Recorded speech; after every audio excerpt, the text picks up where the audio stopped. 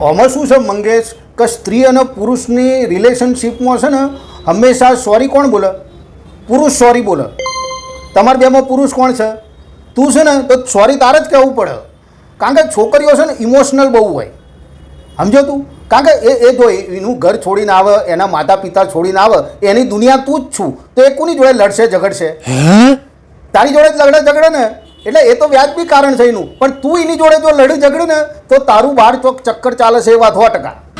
એટલે એનો તો હક છે, કારણ કે ઇમોશનલ બહુ હોય. કોક દાડો ઇમોશનમાં આવી જઈને એ તને લાફોય મારી દે ને તો તારે સહન કરી લેવાનું, કારણ કે ઇમોશનલ બહુ હોય ને સ્ત્રીઓ, એટલા માટે. ખ્યાલ આવ્યો? હા, અને તું મરદ છું, અને મર્દ કો દર્દ નહીં હોતા, પેલી કહેવત છે ને. એટલે પુરુષ તરીકે તમારે સહન કરવું જ પડે. અને જો એમને છે ને કોઈ વસ્તુ સમજાવવાની નહીં, કારણ કે સ્ત્રીઓને બધી વાતની ખબર હોય, હું તને કહી દઉં.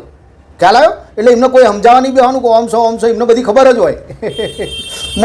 જો હું તને એક દાખલો આપું. મોનો કે તાર બૈરું શાક સમારે છે, બરાબર, અને એને ઓગળીમાં વાગી જાય અને એને લોહી નીકળે, તો એમ નહીં કહેવાનું કે ચાલ દવાખાને લઈ જાઉં, પણ તારા ઉપરથી પેલું ચપ્પુ પડ્યું હોય ને એને ખખડાવવાનું, મારું મારું કેમ મારા બૈરાને તું વાગ્યું?